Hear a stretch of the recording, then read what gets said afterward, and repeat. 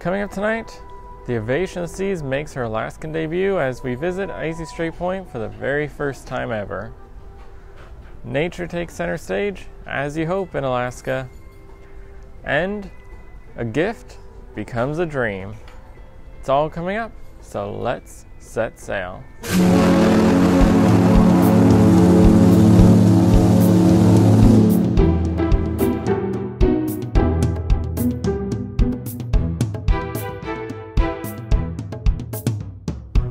Welcome to day number 4 of the cruise view from on board the Ovation of the Seas.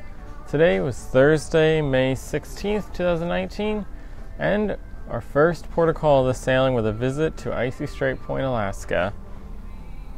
We do have one small top story today, and that was a technology-related one, cellular reception.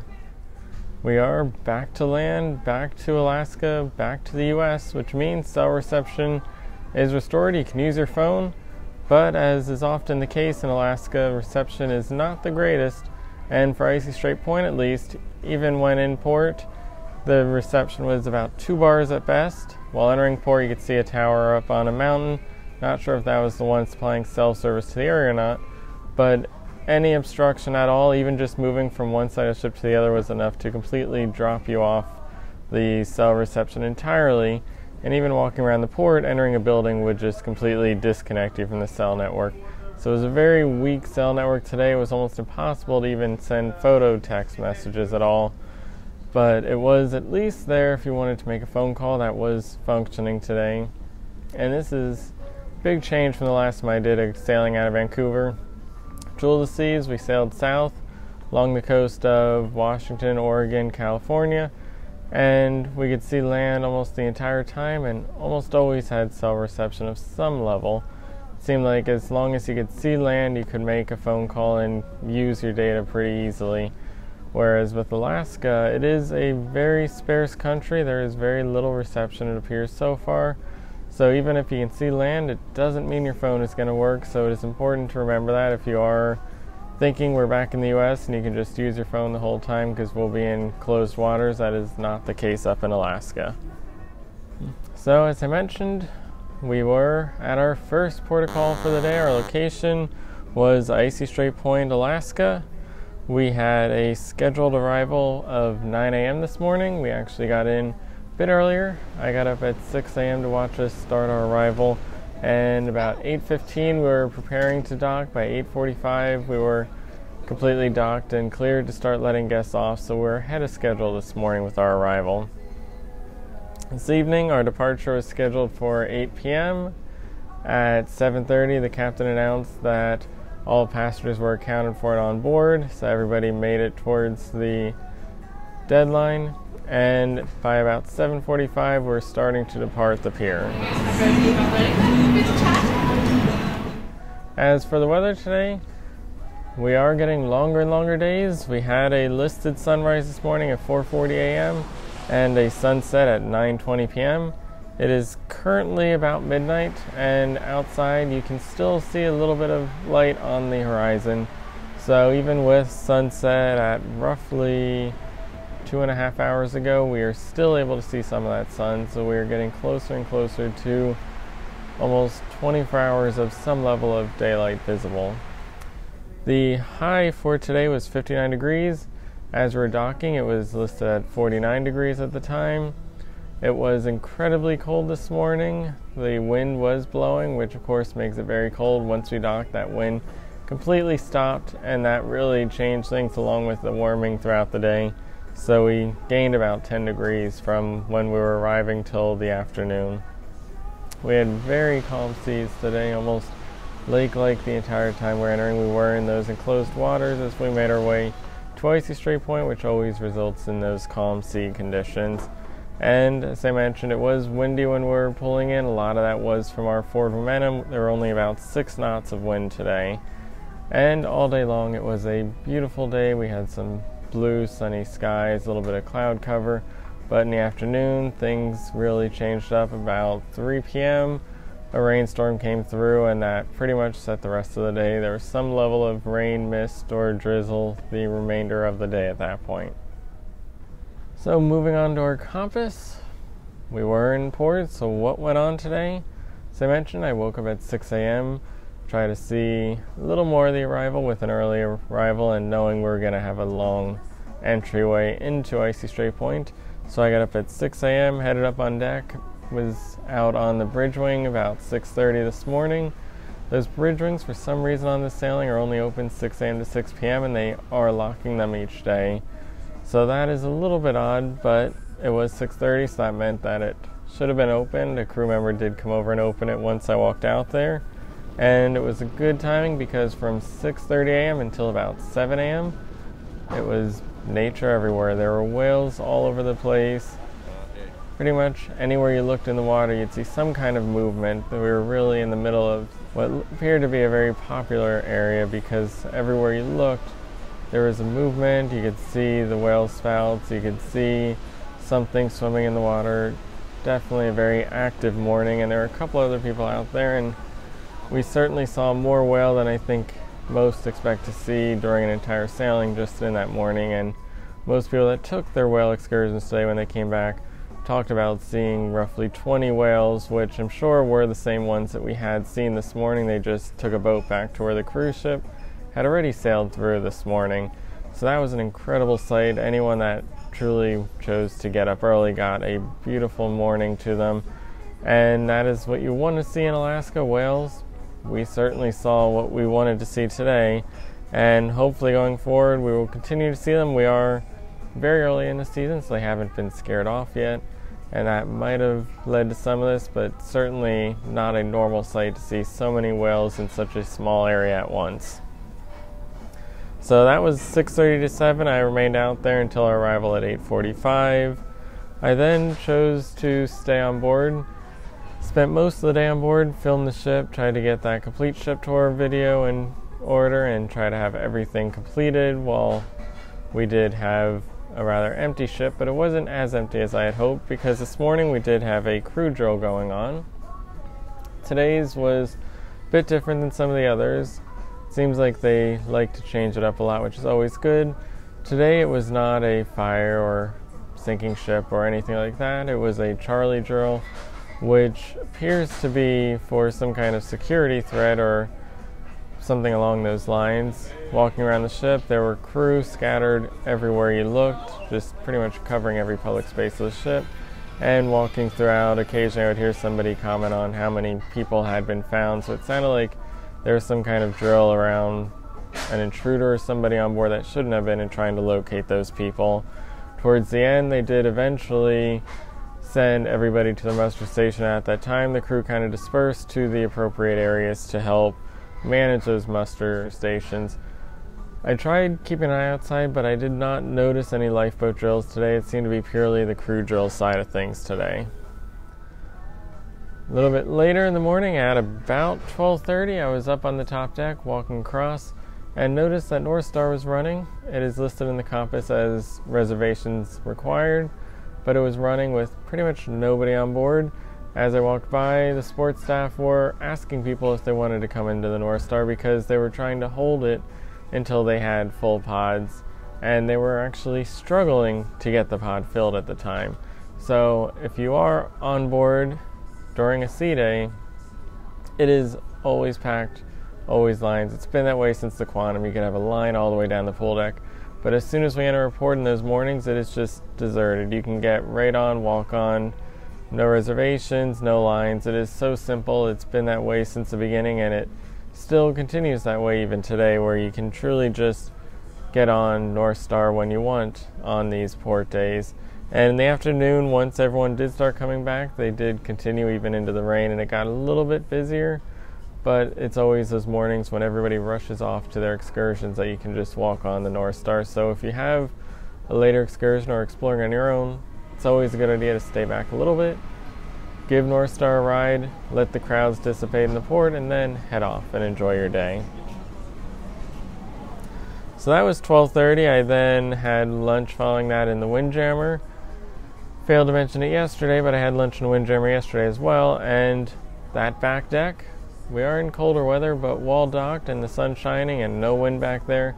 It is absolutely beautiful. Yesterday I sat back there while we were sailing and while it was a little bit chilly on the top deck in places with the wind, it was completely calm and comfortable on the back deck, an absolutely beautiful sight. And today it was even more beautiful with the mountains and just looking out as we sat in port today. But I did not stay on board all day. At about 3 o'clock I did choose to go ashore. Unfortunately, that was also the time it started to rain, and just as we were ready to get off is when the heaviest of that downpour really came through. We had umbrellas, so we were able to still go ashore, explore the port a little bit. And walking through the port, they actually had very nice large umbrellas available for guests to use all throughout the port. Icy Strait Point is a very unique port. It is almost like Labadee or Coco Cay more than a traditional port. It is privately owned by a former fishing company and pretty much developed specifically for the cruise industry. It includes a giant zip line, a museum, some shops, restaurants, really a lot of activities and venues for the cruise guests to come ashore and enjoy. This season, things have improved a little bit more there though, because there is a brand new pier up to this point. Ships would just drop anchor in the bay and tender into the shore, but this year for the first time they actually have a brand new pier they built, mainly to help Ovation of the Seas handle the port. And that pier is one that is not like any of the others I've seen. Very industrial looking. It is a very small actual pier area, but large in width. And then it has very large cement structures to tie the ship off to, rather than that long pier. So it's a very unique looking one compared to what we're used to in the Caribbean with those very shallow flat ones. It looks like it's designed to really handle changing tides, which I'm sure occurs a lot up here from the way the coastline looked in the port today. And it was certainly easy to get around. They even had an accessibility shuttle available that could take you from the pier throughout the different areas of the port if you wanted. The nicest feature of the port though is probably the fireplaces throughout the port. Everywhere you went there were large fires burning, basically campfires along paths in the middle of some busy areas, just adding to the ambience, the smell. Even from the ship you could smell those campfires, so it really added to the atmosphere of the port and gave it a very natural feel to the environment. And that was perfect for the level of nature that was going on today, from those whales to a pair of bald eagles that really seemed to adopt the port as its home. Saw them from the ship as we were arriving this morning, and they landed in 2 different trees while ashore. Spotted them again in those same 2 trees. So those bald eagles seem to have made this their home. Even when we were departing, you could still see those two white heads really stood out against those trees, and you could spot them at a glance from the ship. So I went ashore at 3, got back on about 4:45, made it to our 5:15 dinner.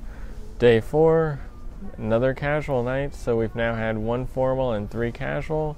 That likely means we're not going to see any smart casuals on this sailing, because at this rate now it would not work to get an additional 3 smart casual days into the itinerary with the number of days that we have left.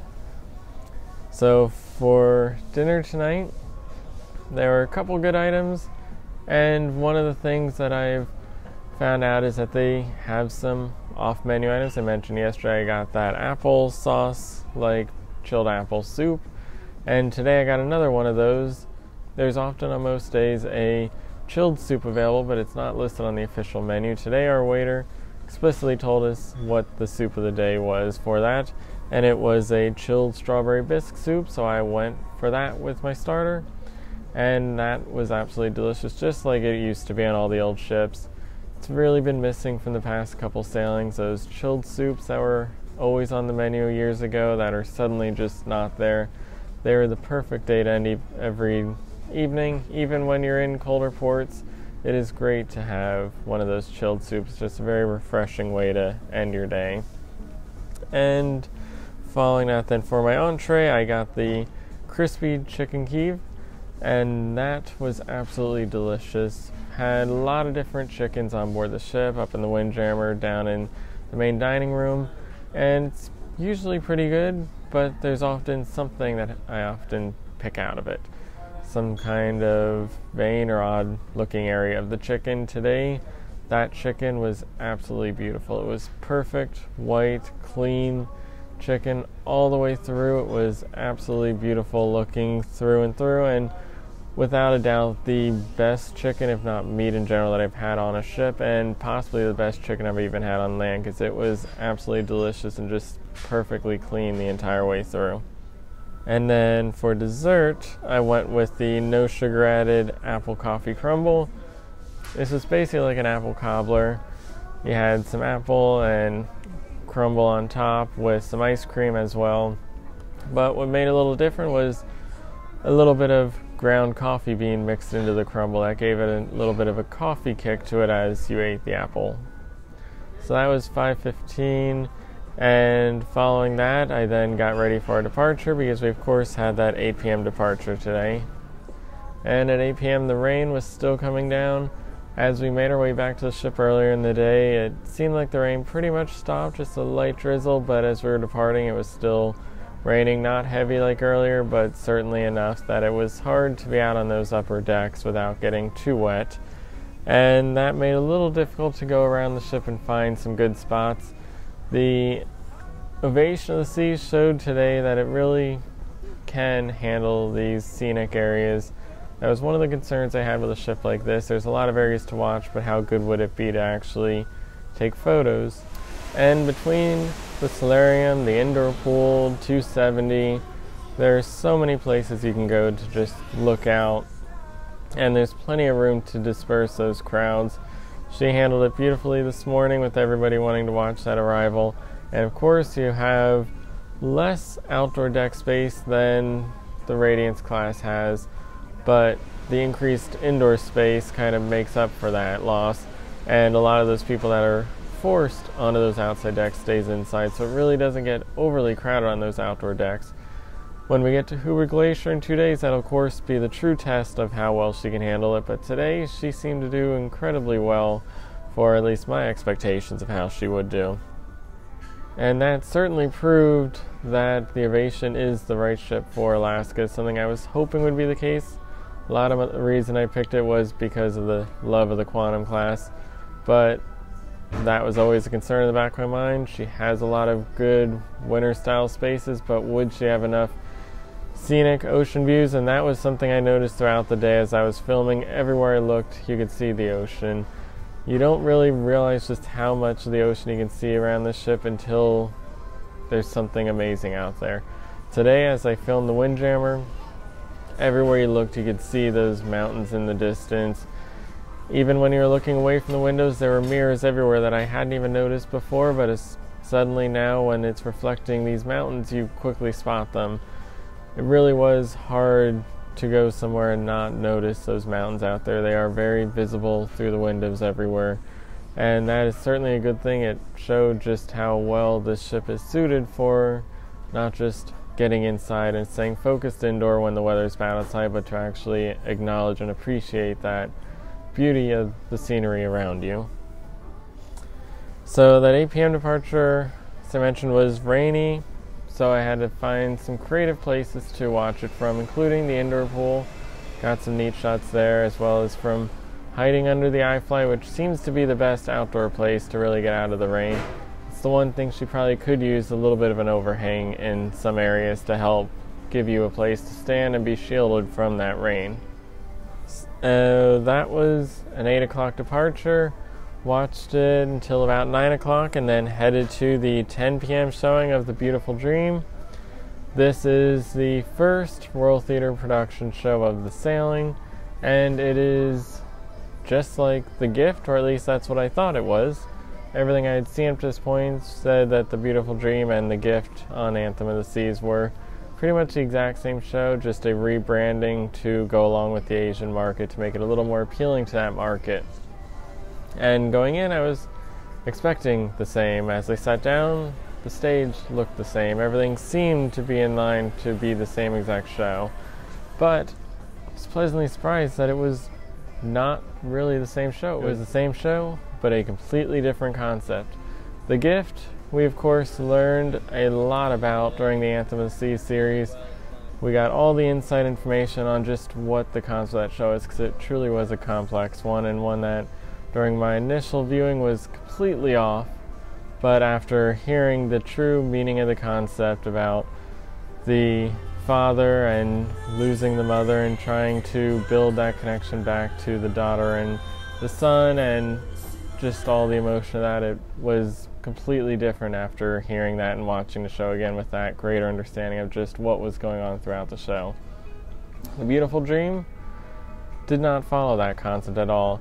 When I read the poster waiting to enter, I noticed it did not have any mention of the son or daughter, entirely focused on the father, which I thought was a little odd since the daughter really was the star of the gift and the son and father were the secondary characters to it. In this one, it's entirely the father all the way through.